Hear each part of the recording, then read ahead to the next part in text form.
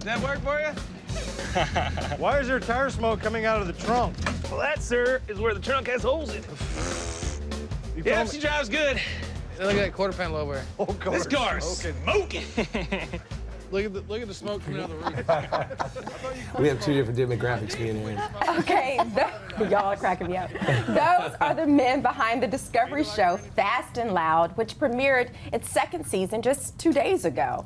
We're excited to have with us Richard Rawlings and Aaron Kaufman here with us at the broadcast. And you know what? When I saw you guys were coming on, I started flipping out because you all just found my husband's first major car when he signed with the Cowboys, right? So cool. Is that not crazy? World. Small world. What do you mean they found it? Like they found it on eBay or something? It was in a tomb. That's right, in Africa, in Egypt, and we used Twitter to actually locate the car. So impressive. How did you find the car, and did you know it was Emmett's? Well, we found the car through just the normal channels. I'm always looking for cars, and the guy said he had all the documentation. It's got a special plaque on the dash that said it was made for Emmett, and all the documents show that he owned it. What was really interesting to me was that underneath the seat is actually his Gold American Express card from 1991. Oh my God! Let's go shopping. Go find that card. Hey, okay, We're trying to buy snow cones on it. So you guys are going to help us girls when we go to the mechanic, how not to get taken advantage of, because we hear those horror stories all the time because women don't, usually aren't as interested in cars as men are. I'll tell you, I think probably the first thing on the list to do is have your husband or boyfriend take the car there. But this day and age, most wives and girlfriends know more about their cars than the men do. So there's some standard practices and things you ought to know. Biggest thing is you want to get educated about the problem. Go ahead. We talked about Twitter earlier and we talked about social media. Well, why don't you ask some of your friends on there? If you have 497 followers, one of them might know something about it. So use the tools that are at your disposal, which means the internet, your Twitter and Facebook. Ask people. Get educated. How do we even know the question to ask? The car's not running right? Well, ask someone that knows the car, the problem that you have. Do a little research. If you end up taking it to a mechanic that someone suggested, make sure that you feel comfortable. If you don't feel comfortable, go with your first instinct. Leave. Go somewhere else. It's don't stay there. And if you don't feel that they gave you the proper estimate, or you feel like you're being taken over or being pushed around, just go somewhere else. Take the car somewhere else. Or ask them if they say you've got a faulty so-and-so, ask them to bring it to you and show you. Yeah, if they tell you you're out of blinker juice, I wouldn't believe that.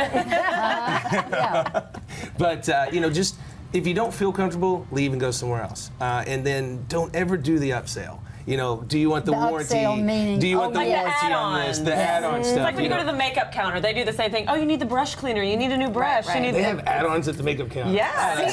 Of course. How our two worlds We can teach you how not to get duped at the makeup go to the garage, and then they can take us shopping. It would work out really good. It sounds great. So what's the next tip? One thing that's really important also is to find a repair shop that you're happy with, that is a family friend, someone that you can build a relationship with. If you go to one shop to another shop to another shop, you're always going to be the new customer. What you want to do is you want to build a relationship. Rapport. You want to get to know the mechanic, the guy that owns the shop, and they're going to be looking out for you probably far better than you're looking out for you. Maybe get a recommendation from a family friend or somebody who... And make a relationship to somebody you trust. And I noticed, when we were growing up, there were service stations attached to the gas stations. Not these days. So how do you find great service stations? You ask, you do your research. And the other thing that you have to know is it's way cheaper to fix something when it's kind of broke than to wait till the very end when you're sitting on the side of the road and it's so broken. when those check engine lights come on. Don't drive until check. We should really don't take hope a it's look. just going to go away.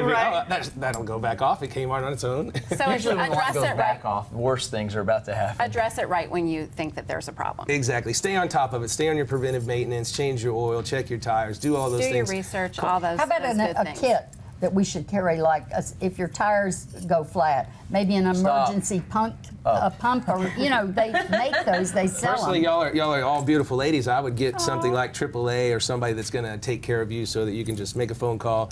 Well, you would do that, wouldn't you? What's your number? Oh, okay. That's right. What's your number? I'll have it on the bottom of the screen if you want me Listen, to. before we let you guys go, tell us about the show. The show's great. It's our second season. And you guys are from here, right? Yes, ma'am. We're Fort Worth. born and raised here, and the show's about finding old derelict Detroit steel, bringing it back to Dallas. fixing it up, selling it for a profit, and you know, we just have a good time. I mean, at the end of the day, I tell everybody I get to drink beer and play with cars. That's not a bad living. Life's hard. I'd like to see the before and afters, just like we do with hair and makeup. We How like to see did the they before and find after you? with cars. It was actually something that we sought out. It was just an idea that we had, and we kind of fought I'm for going to it. let you all discuss that, but you can catch the guys at Fast and Loud every Monday at 8 on the Discovery Channel.